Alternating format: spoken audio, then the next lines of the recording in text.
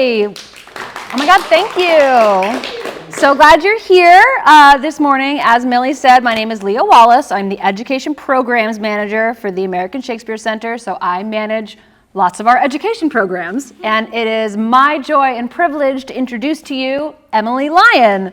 Clap. Emily is an award-winning New York City-based director, dramaturg, and artistic director who carves out the humor and authenticity in new and classic texts. Feminism, climate change, and media ecology are amongst key issues in her work. She has directed 9 world premieres, more than 20 full productions, and helped to shape more than 30 new plays.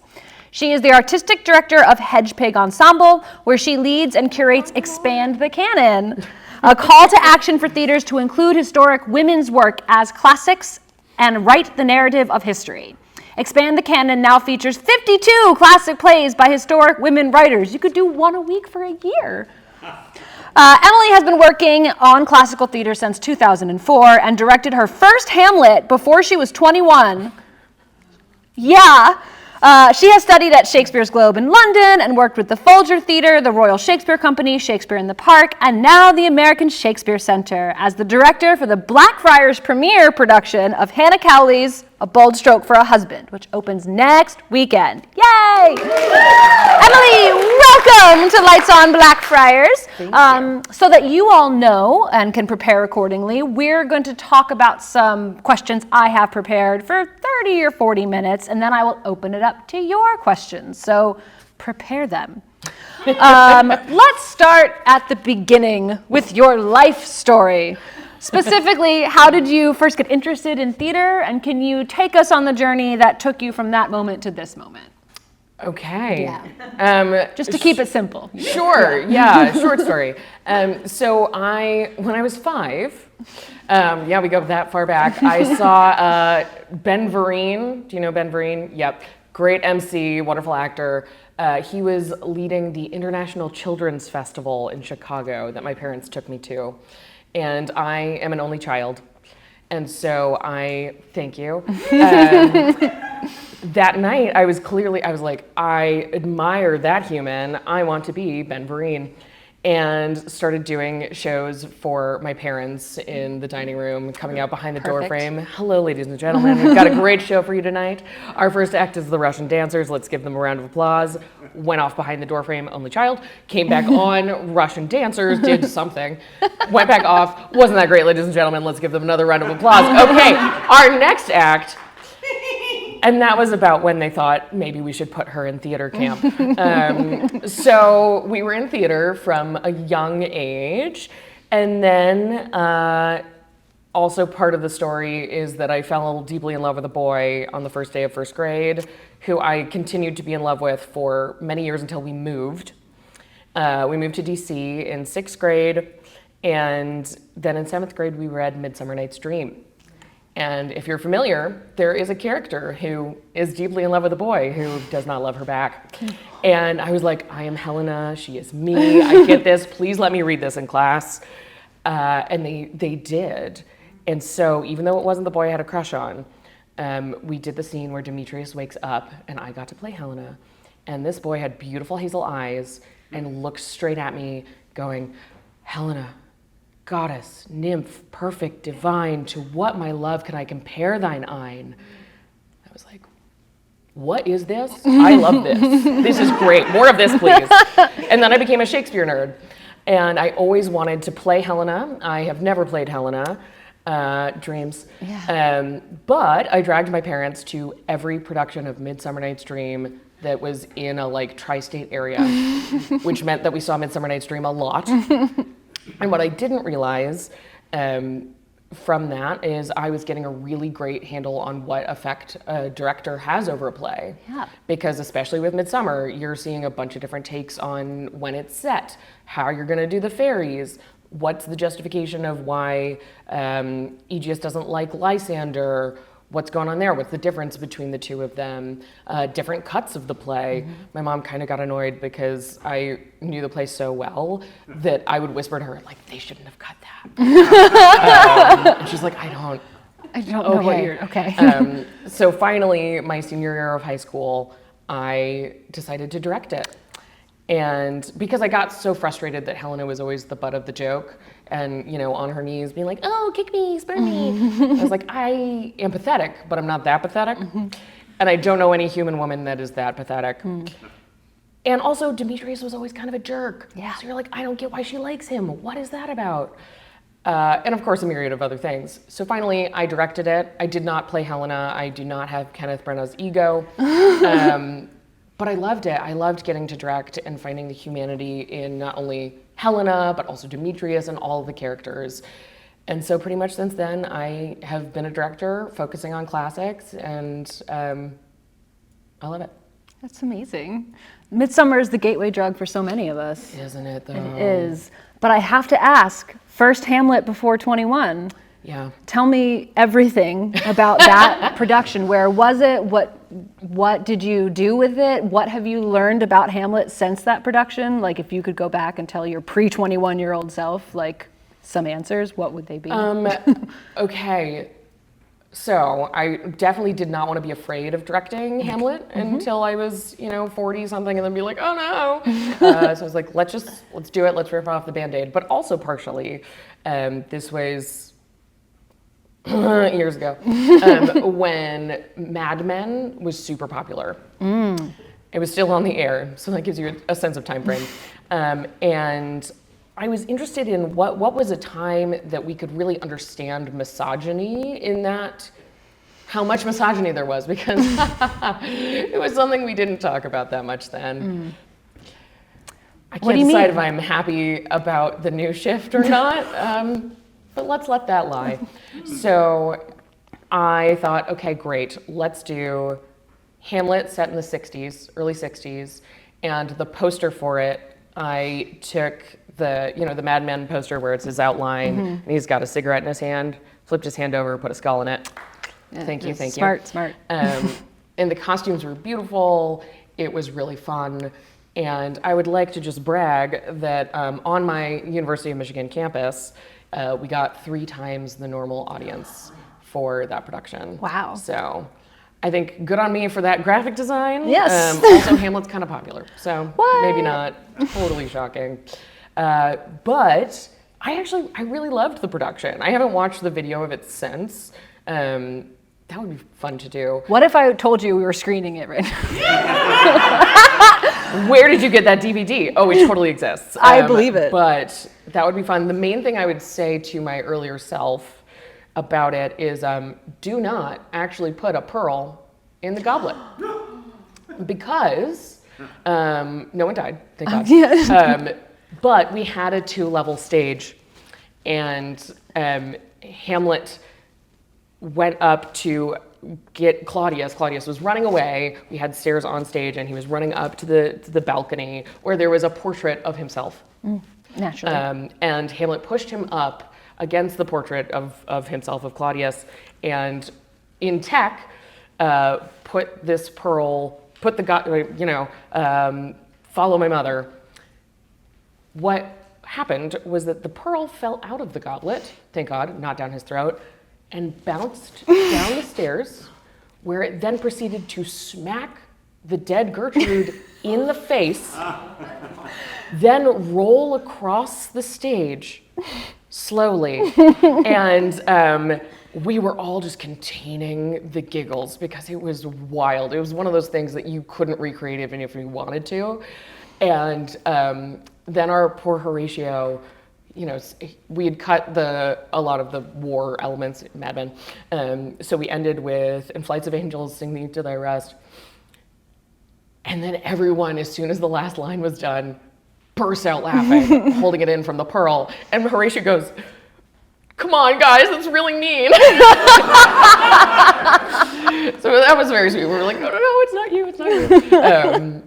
But yeah, I mean, I love the play. I think it is an incredible piece that speaks to the universality of that character, that we don't really know much about Hamlet as a person other than he's just deeply human. And so I think you can see a lot of different Hamlets. It fits on anyone because it's just deeply personal. And if you're willing to go there emotionally, go for it. Amazing. Yeah. That was your first Hamlet. Have there been more Hamlets? Or is this just assuming there will be? Let's assume there will be. Okay. I have worked on Hamlets since. I worked on a bilingual Hamlet, English and Spanish, which we did a reading of at the Folger. Actually did 2 readings of at the Folger, which was very fun. And so it was great to know the play very well before heading into that. But yeah, hasn't been a full production since, but we'll see. Yet.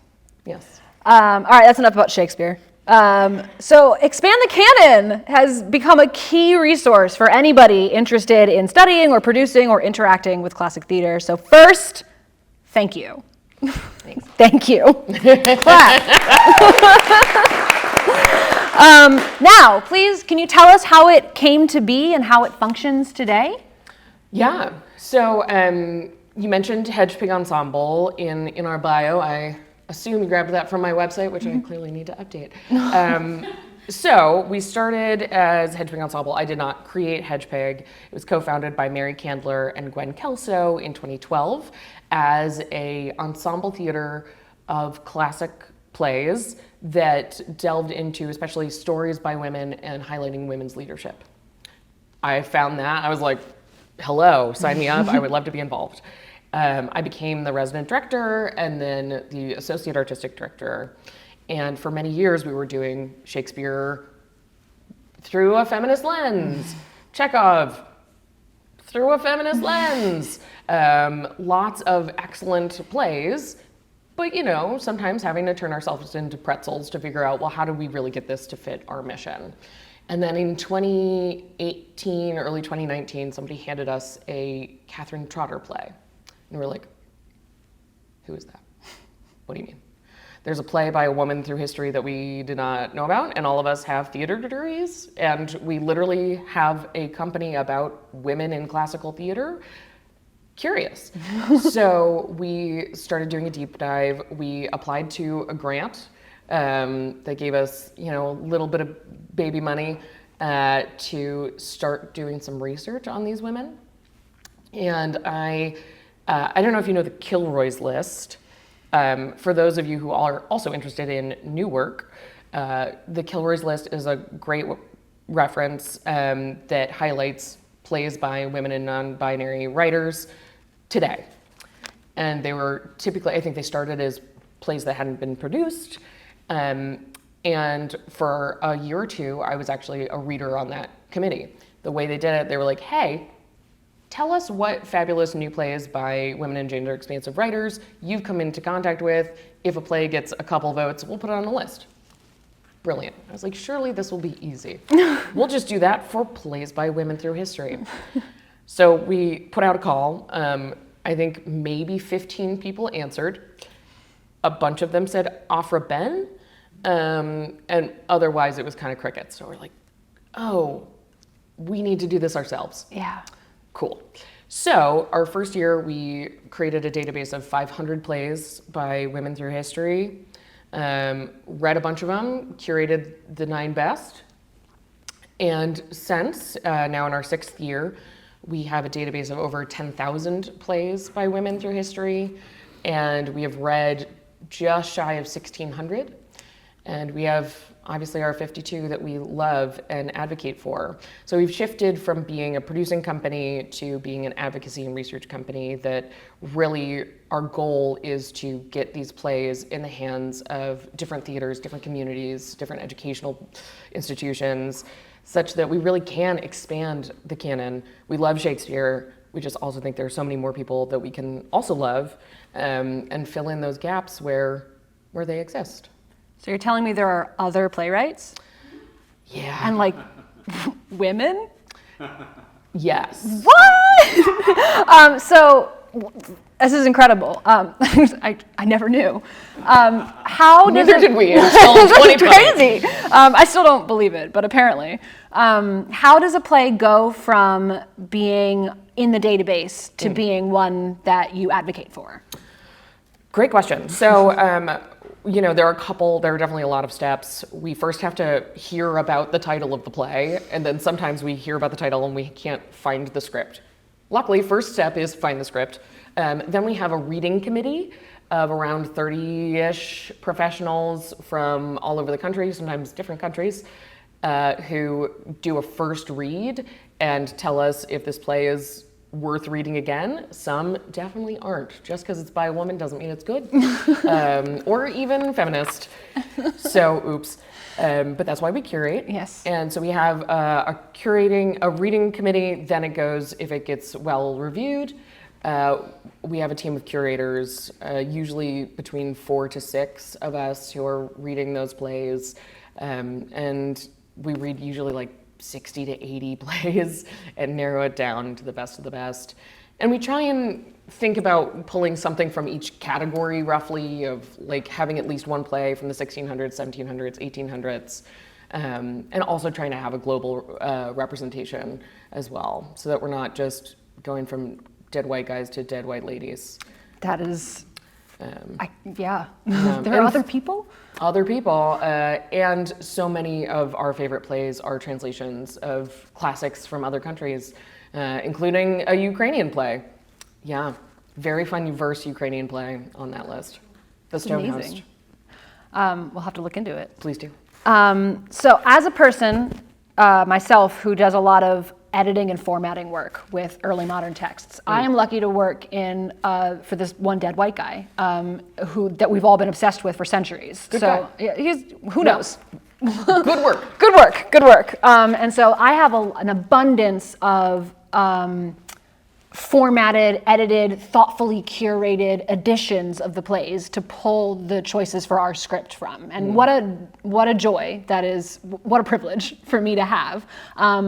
And it's got me thinking a lot about how the canon is often established by what the canon already is, because that's what we have access to with editorial apparatus, right? That's got line numbers and standardized spelling and footnotes and all sorts of stuff. One of the things that I have found so valuable about Expand the Canon is that you provide cleaned up copies of these plays for theaters to use, for anybody to be able to actually read them. Is there anything about that process of going from finding a play in whatever state it is to presenting it to practitioners, the public, whatever, that you might want to share with us that perhaps we don't know about that work? Oh my gosh. I mean, I guess it depends on how nerdy you all are. I mean, we're here on a Saturday morning. That is true. That is true. Yeah, I mean, I would love to have the time and academic support to do footnotes and like God, if the Arden, if you're watching this and want to be involved, we'd love to chat. I do really dream of doing an anthology and a published series of these plays with more dramaturgical background, footnotes, explainers, all that kind of stuff. One thing that's tough is currently we don't own the rights to any of these plays. A bunch of them are public domain, and the ones that aren't are either more recent or translations. That we, again, our main goal is advocacy. So I am typically the one formatting the plays. I will also admit I have found some spelling errors. So I go back and fix those semi-regularly. But what I find is really interesting is in formatting, you get to know the play really well. It's a very specific knowledge. It is. And so I, as a curator, as an artistic director, and as often the person who's meeting with folks to do consultations, we will offer, hey, if you want to grab me for an hour, we can talk about what theater, like what your community needs, what conversations you're looking to have, how many humans you want to employ, and how can we match you with the best play. And doing that formatting work is really useful. But yeah, my dream is to have more academic texts that you can pull off the shelves of any library available to you. But it's joyful. It's tough, but joyful. Yeah, it's hard work, and I'm glad somebody's doing it. Even if that somebody too. is me. Exactly. Okay, before we move on to Bold Stroke and the Blackfriars and like why we're here, I have to ask you about future-facing films. I did. Oh my gosh, I know. yes. But okay. So this is a film studio you founded that, quote, uses comedy to generate a sense of urgency around facial recognition technology, its rapid development, widespread usage, and potential dangers. And we in the Shakespeare field joke a lot about the prevalence of like early modern facial blindness as a need for a plot device. Like, you put on a hat so I don't know who you are anymore. And I also find it interesting that like at a baseline, what theater does is put faces in proximity to each other. Like that's the thing that our industry exists for. So there's something going on with faces that I just find interesting. And like faces seem important, I guess. So could you put more fear of AI into my life and tell me more about the dangers of facial recognition technology? And I'd love if you could make it funny. I will do my best. Yes. So we founded this company amidst the pandemic. Starting out with comedy already. And, classic. Right? And it's always been something I have been aware of. And I'm going to shout out to my mother, who has always had foresight of reading the newspaper and being like, I'm kind of concerned that there are more of these things happening. And so she kind of warned me. I was like, okay. And then, of course, the whole Edward Snowden thing came out, and I was like, oh, you're right, they are kind of tracking us and putting all that data together that you assumed they were doing. So then I Thanks, Mom. once again, listened to my mother. But especially during the Black Lives Matter protests, there were a lot of reports of, hey, don't take photos of people at the protest because they're using this facial recognition technology and they're adding people to lists. Great. So nothing like just casually tracking all of the people in your country to monitor them for why. Depends on who's in office. Oh, God. Yeah, so that scared me. And there was a brief time where I was like, should I drop everything and become a lawyer? And then I realized every lawyer I know is miserable. I should not do that. So I was like, okay, what am I good at? I like to think I'm good at storytelling, and I'd like to think that I'm funny.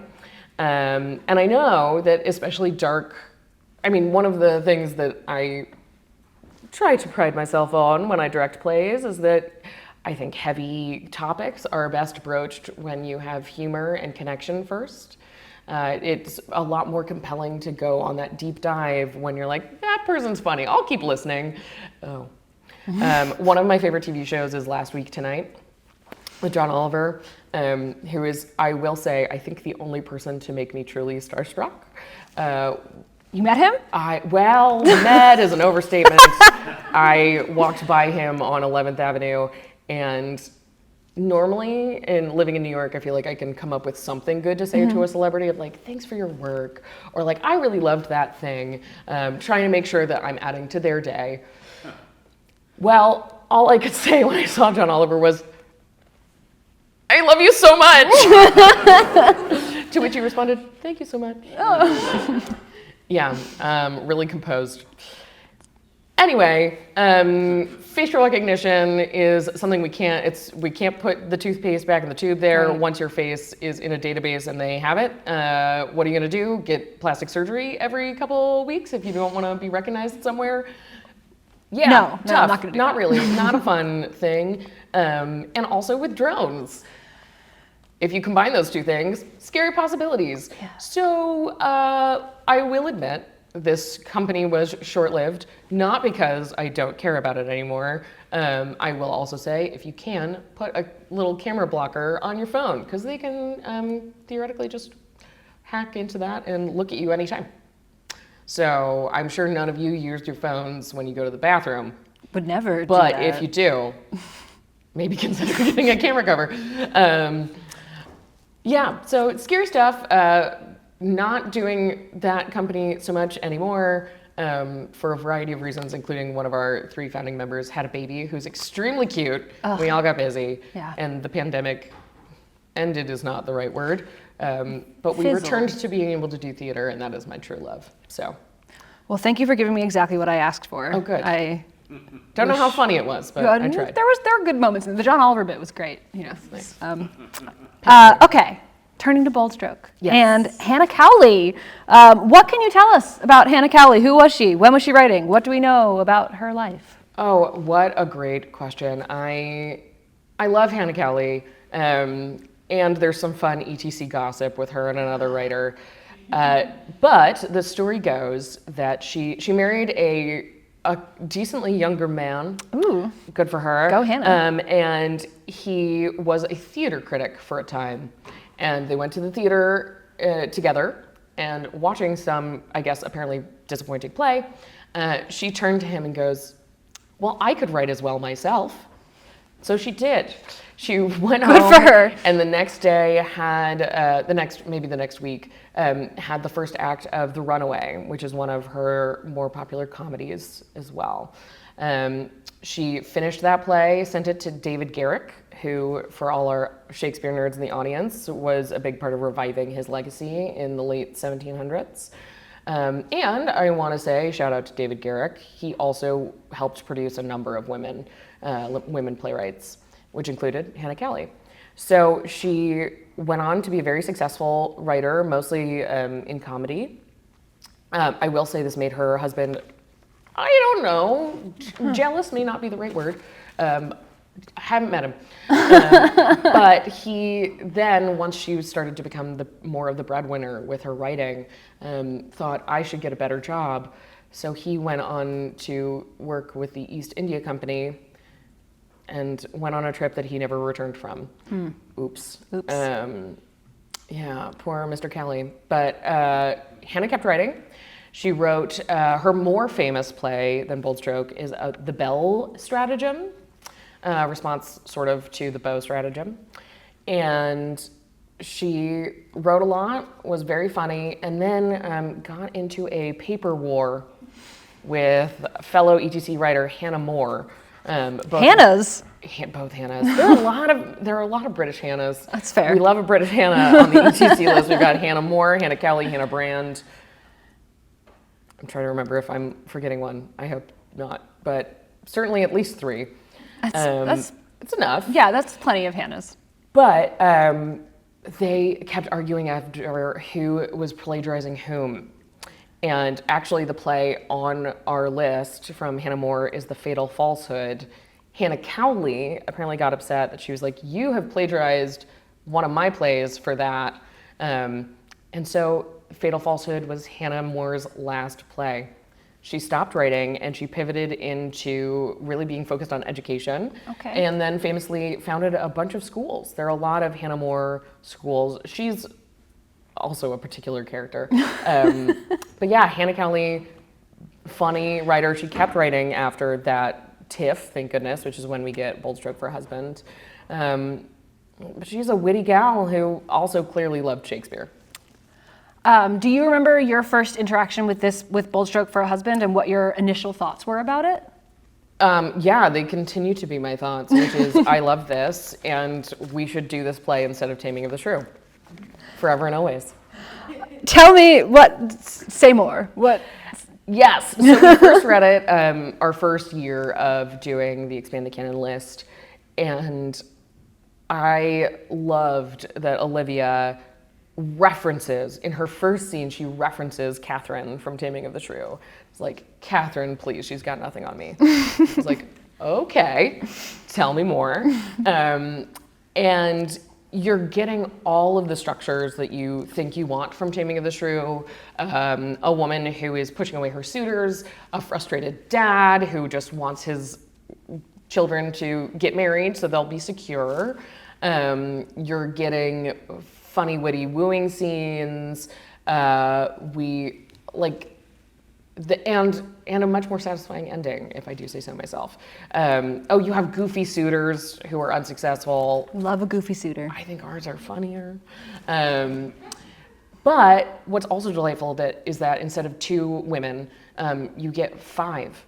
You get 5 women who all have their own thoughts about love, about what they want. They all have a sense of agency over their future and their desires. And you just get much more many more perspectives.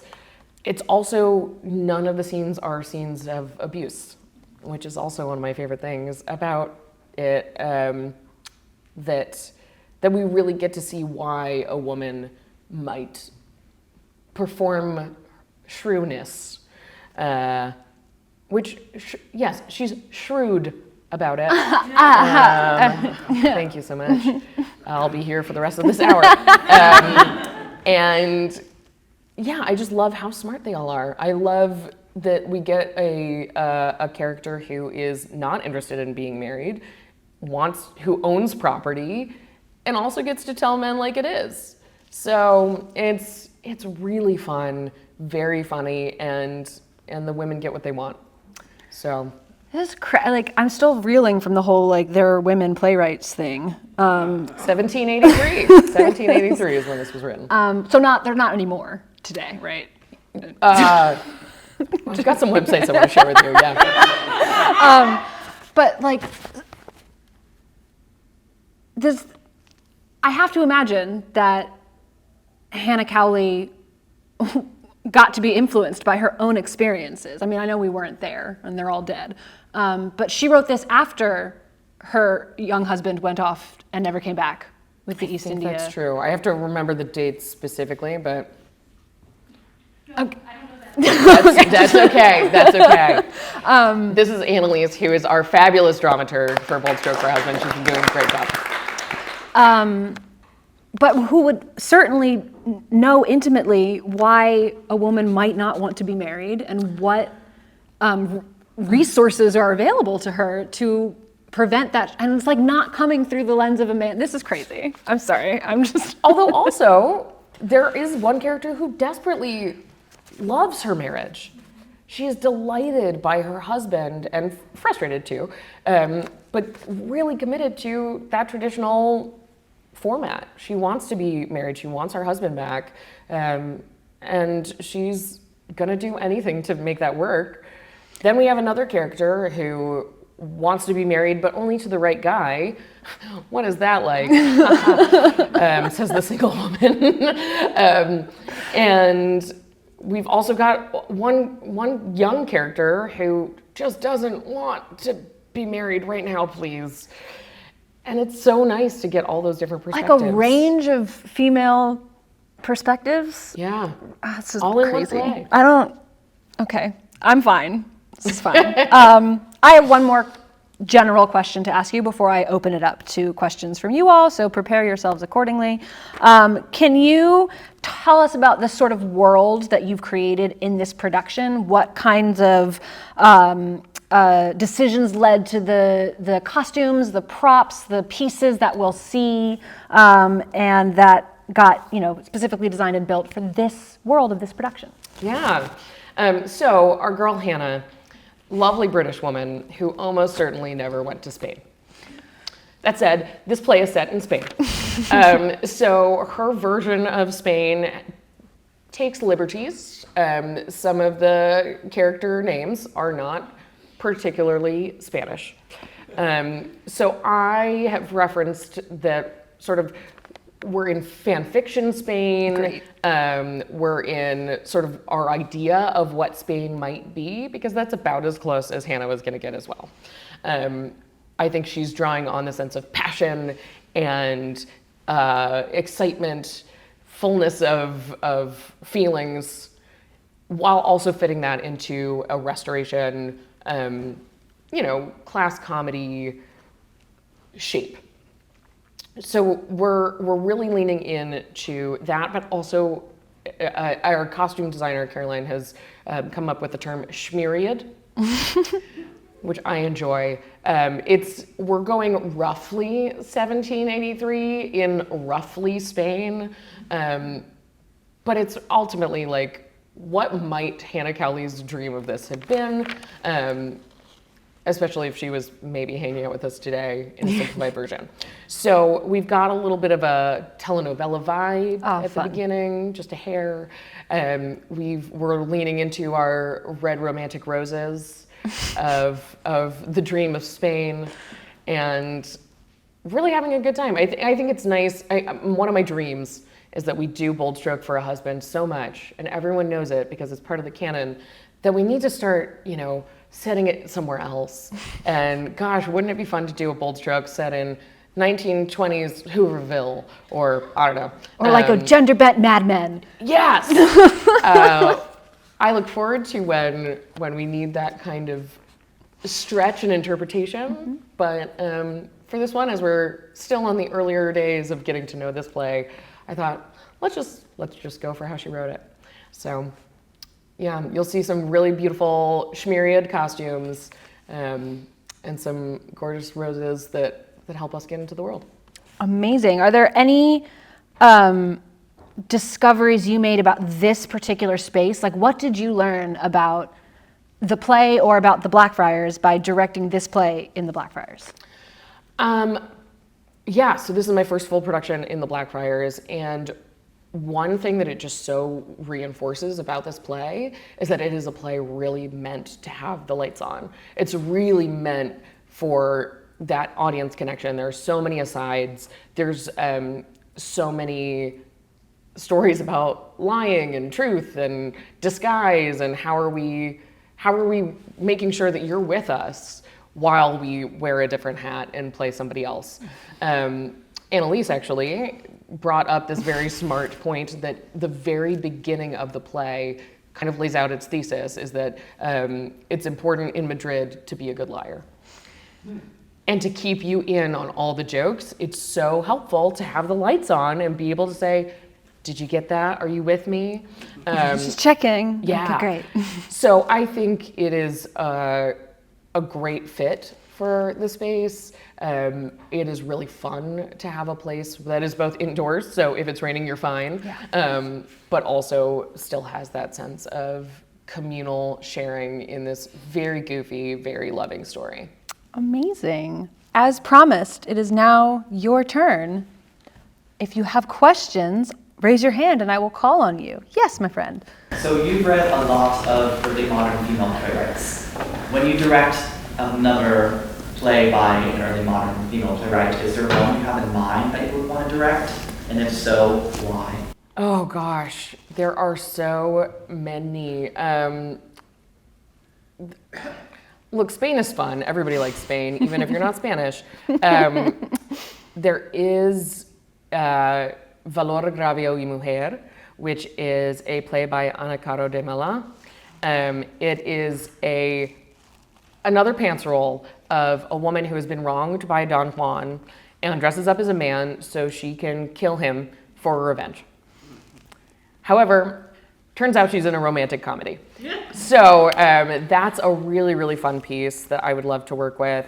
House of Desires by Sor Juana Inés de la Cruz, a writer from colonial Mexico, sorry. She became a nun because she wanted to continue writing and being an educated nerd. There's also some very sexy poetry that she wrote about maybe other women. We don't specifically know, but we're guessing. House of Desires is also really fun. Has another Don Juan in it. I think it'd be really fun to do a season of Don Juan plays. There's actually also The Stonehost by a Ukrainian writer set in Spain. Looks at Don Juan. Wow. Hilarious. Yeah, so all of those are really fun. But I would also really love to do the Hannah More Fatal Falsehood. I think it is really easy to gloss over some of the text and read it as melodrama. It is, to be fair, kind of in the world of melodrama, but she's writing in verse, and I think there's so much humanity in that text and that language that, unlike Bold Stroke, which is really more not quite comedy of manners, but really more about like the shape of how we're presenting ourselves, Fatal Falsehood is really a texty play. It's got kind of a fake, not a fake Iago, but there's one character who has some wonderful soliloquies being like, hey, so I'm the villain in this, but I'm gonna pretend that I'm a nice guy. And that's how we're gonna do it. I won't tell you why it's fatal. Wink, wink, you can read it or see it. But I also have cut that play to be either going with the normal tragedy ending or making it more of a comedy, because I think it can hold that. and would love to tinker with that option. So we've got ideas for our Yeah. next. I have swing several back. more, but Yeah. we'll stop there. But thank you. Other questions? Yes. So I'm curious about this. Clearly, you've curated and researched this extensive list of all of these classical plays. What sort of like takeaways do you have from looking so deep into this specific topic? Like what surprising challenges did you run into? I feel like I'm rambling. Am I making sense still? Okay. Yes, but it's a broad question, so I'd love to know what part you want to know. What lessons did you take away from it? Like what? Tell me more about that experience of like curating this big list of all of these cool plays. And any trends or themes that other than Spain that Other than Spain. I mean, I think the more and more we've dug in, the things that keep hitting me are, one, we're missing half our history. Women have always been writing, and women This have is always crazy. been a part of creating our futures and our pasts. And it's not that they didn't exist. It's not that they were so subjugated they couldn't have thoughts, opinions, be literate. You know, you almost only ever make a rule about something when it's already happening. So I think it's so interesting to get into the dirt and understand how much we've been ignoring half of the perspectives that have existed through the past. Also, it makes me more aware. I mean, I think one of the reasons we love classic theater is that it makes us present to how enduring humanity is and that experience. Nothing that is happening now, other than iPhones, you know, is new. We have plays. We have a play from like mid 1800s from a writer in China, articulating maybe not necessarily a trans experience, but really it could be read that way, of gender dysphoria, frustration on what it is to be a woman, and she's got a painting of herself as a man on stage. And so those aren't new conversations. There's, you know, Mae West wrote a play called The Drag in the late, I think 1926, I want to say. And, you know, there's a whole like drag show that happens in the middle of it. Of course, it is also in the frame of this conversation wanting to be shut down. But just the more and more you go back, the more and more it's like everything has always been happening. And it's really struck me that what I hope is the goal for this, well, what is the goal and what I hope happens with this project is that we make a dent in our assumptions of the present and the future. Because the past lays the groundwork that only half of people, or less than half, have been making a difference, telling the story, and have been worth highlighting and understanding. And the more that we can honor and understand the perspectives of the other half or more, the more that we'll expect those perspectives and voices to be in every room, in every educational space. And one thing that I think is interesting is the percentage of women leaders globally has been, like countries that have had women leadership, I think it's around 15%. Also around 15% is the number of women film directors. I think there is a strong correlation between whose stories we let be told and whose stories we listen to and who we're willing to listen to in leadership. Because I think if we can understand and empathize with you and your story, we're much more willing to understand how you're coming at different important issues. So I don't know if that's quite the answer you were looking for in terms of patterns. There are lots. So yeah, I could talk endlessly, but those are the things that really resonate with me. I appreciate it. Yeah. we got time for some more? Yes. Thank you, first of all, for doing what you've done. I think Hitchcock is like remarkable. My company actually produced the drag last year, so that's Fun. How did it go? Great, please. just to your point. I would like to mention something that's actually apropos to this.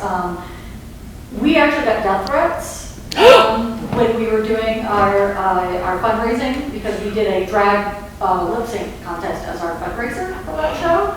And we literally had people telling us they were going to wait in the parking lot with guns, and literally had death threats for that. We actually removed the fundraiser online because of it. It was heartbreaking. So we'll talk about that later. But I actually am just curious about, like, I just feel like this work isn't done. You know what I mean? Like, I just feel like this work just isn't quite done. And I know that Hedgepig is somewhat still doing some of this curating for sure. Yeah. And I know that UCLA also has their Expand the Canon, where they're actually trying to run it. Diversifying the classics, yeah. Right, Yeah. diversifying the classics, which obviously is great, especially for international writers from early modern theater. Have you had any kind of collaboration with like universities like that before, or plan any? I just think it's great for it to be in that educational space. I agree, and one thing that I've been so grateful to Mary Baldwin specifically is that they have been really up for putting these Expand the Canon texts in some of their educational spaces. So it's so fun to come here to Stanton and have students be like, oh, I read that play. Delightful, let's talk about it.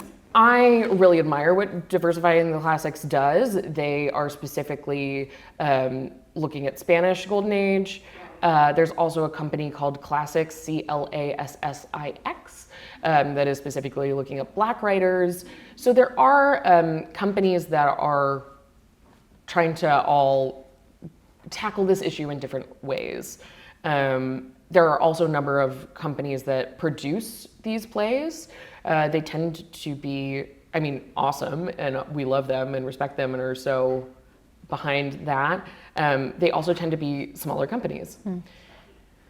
So that's kind of how we fell into the specific lane that we are in now, is that we found it is we hope it is most effective to use our resources in advocating larger theaters and educational spaces to include this work. You know, there are lists online of here's all of the plays by women that were written in the 1700s. Great. But if I'm a producer, am I going to read them all? Mm-hmm. If I'm, which ones are good? Which ones are relevant? So we're definitely not done curating plays. We did think, okay, 52 is a lot. And I wonder how many people other than us have read them all. But yes, getting close. We'll definitely be returning to curating and adding to our list. And we kind of took the year, not off, but we're right now getting ready to release a monologue book of over 100 monologues from plays on the list. So that's what we've been up to in the sort of quieter months. And hopefully that book comes out in May. Oh my God! Yeah. That's so exciting. It is exciting. The recorded scenes that you guys did. Oh yeah. Really helpful. Oh, thanks. Oh, I'm so glad to hear that. Please, it's always helpful to know what is helpful to others. Yeah, that was a fun time. Your podcast episodes are very helpful. I've been using them to promote the show. Oh, yay! Oh, thank you. Yes, we have a podcast called This Is a Classic, the Expand the Canon Theater podcast. So thank you. I'm glad to hear that. They have an episode on Bolshevik for a Husband. It's less than 30 minutes and really fun. Yay! You hear me gush about this play even more. Yay! We got. This is a classic. It is a classic. It is. It is. We got time for some more questions. Yes, Gary. I was fortunate enough to be able to read the script that you prepared for both shows. And so I've got a question about something that Hannah did and something that I think you did. It surprised me. I think Victoria is the character who keeps saying, the reason I'm doing all this is for my kids. And that resonated with me for a couple of different reasons, but I'd like you to talk about that, if you would, whether that's an excuse for her stance, whether you where you would go, what you make of that line that she repeats throughout the script. Well, I've been delighted that a number of my friends have been becoming parents. I am at this point just an auntie, unofficial auntie to many very cute kids. But I don't know any mother that would have that be an excuse rather than have it be the truth. I think taking care of our next generation and our children is one of the core themes of the play. I think that's why Caesar cares so much about Olivia getting married, not because, wow, it would be so good to have a man in the house. I think it's really to secure the future of their line and make sure that she's gonna be okay and have somewhere to live and have an income and just have that future set for her. So I think there's definitely a resonance between Caesar's needs and Victoria's needs. And I think it, especially because Victoria ends up also saying, you know, I want my husband back. I really love him. That it's nice that it's not just her chasing after a man who has maybe not necessarily given her the best reasons to do so. There is also the strong need and backbone of, I have kids and this was my land that I needed to pass on to them, and I want to make sure their futures are secure. So I definitely think that is her driving overall need, is to get the future set for her kids, and then the dream and the hope is to have her husband and be a happy family together. But I really read that as her true motivation for the many hijinks that occur during the play.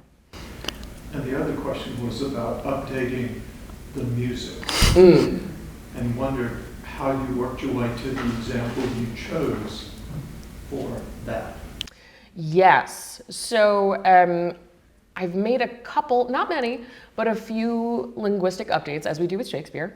And one of which is there's a regularly referenced instrument that in the original was a jaw harp or a Jew's harp, as it was referenced. It does set up for one really dumb, absolutely cuttable, and now removed Jew joke, which I guess maybe really hit hard at the time, but I am not interested in and is not a core to the play.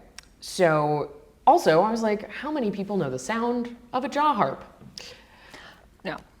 I mean, some, you know, if you watched a video, you could be like, oh yeah, I've seen that before. But it doesn't hit the same way that I think her joke was intending to communicate to audiences. It's supposed to be a nasally kind of lower class country goofy instrument. It is supposed to not belong in a band. So I was like, okay, what is a reference that we can get the intention of her joke? What will we recognize immediately as not an instrument that you would see in, you know, Carnegie Hall, probably. And so I went with not kazoo. with that attitude. And I also just think kazoo is a funny word. Yeah. So it's fun to say. It gets absolutely the same kind of image in our minds of what type of difference we're highlighting from a band, and it's just silly. So yes, that is the one non-1783 word that snuck in there. All of the other words are her words. I did shift a number of instances of termagant to be shrew. I don't know if any of you are commonly tossing around the word termagant in your daily lives, but it basically means the same as shrew, and I was like, this is gonna communicate better. But that's also a word that is in the text originally as well, so I updated those. And I think this round, we've updated mother-in-law to be stepmother, because that is what she means, and mother-in-law means something different to us now. Sets up a very different joke. Yeah. So those were my updates to honor Hannah's intentions, Which is something we do with Shakespeare when we're like, you're not going to get that joke. Let's either cut it or shift a word so that it hits the way he intended it to. Yeah, and we at ASC, what I've noticed in my time here with our sort of principles about changing text and when we change text and when we don't, if we think that the word is hard, but we can teach it to you with context, great. If we think teaching it to you will do more harm or distraction to your experience of the play because of the way that word has shifted over time, perhaps it is a homophone for a slur or something, that would not be part of the conversation the play is having, because these characters absolutely do harm to each other, and that is part of the conversation that we are engaging in when we stage those moments, then we'll change it. But if we're not just shying away from discomfort, because discomfort, I mean, I think that's the hallmark of comedy, is if we all feel a little bit weird about consent by the end, like that's a Shakespeare comedy. But that there are different political conversations, cultural conversations that have shifted along with language in the last 400 years that distract more than they enhance the experience of the play. And we're not trying to trip every wire just because it exists. And so I think this was very in line with that the vibe of trying to keep the joke without running afoul of all of the, in the last 400 years, trip lines that are in the way of our enjoyment of it. We can do one more question. Yes. So what advice would you have, because as we've said, the work isn't done, what advice would you give to the everyday thespian or student who might want to do a deep dive themselves to see if they can find other works by women or non-binary people at the time with trans people have always existed. So I mean, what advice would you give to kind of get someone to start dipping their toes in? I mean, my first advice is, hey, have you listened to our podcast or gone to our website? expandthecanon.com. We make a lot of these plays available and accessible. We have them listed. Again, there are 52, so there's almost certainly something that is going to interest you or something that will fit in a slot at your theater if you produce. I think our hope with the monologue book is that it's going to be a really good way to get people introduced to some of these plays and what kind of text, what characters really draw them. And then that can lead them to getting into which play they want to advocate for themselves. Honestly, one thing that I do, I am this level of nerd. Now when I go on vacation, I mostly go so I can go to every used bookstore. Almost anytime I go to a used bookstore, there's at least one play by a woman or non-binary writer that I either didn't hear about or didn't have the script of. So even at the Barrister Row bookstore over here, I found one that I was like, oh, I've been looking for that script. Thank you. Yay. So, I mean, partially you can just go dig into libraries, bookstores. You can also, if you want, sign up to be a reader with our reading committee and be on sort of the front lines of seeing if any of these plays are good. We'll send you usually 2 a month. For this year, it was 3 months. So 6 plays that you get to hopefully become friends with or tell us are awful and save someone else from reading that one. There was one play our first year that we had someone read, and it was so bad that he was like, I can't do this. And didn't read any more plays.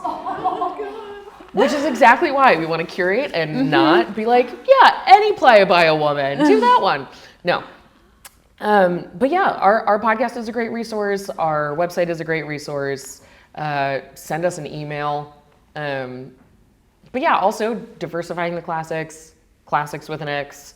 There are so many different ways in, so it's just determining which way you want to come in. But yeah, in May you can buy our monologue book.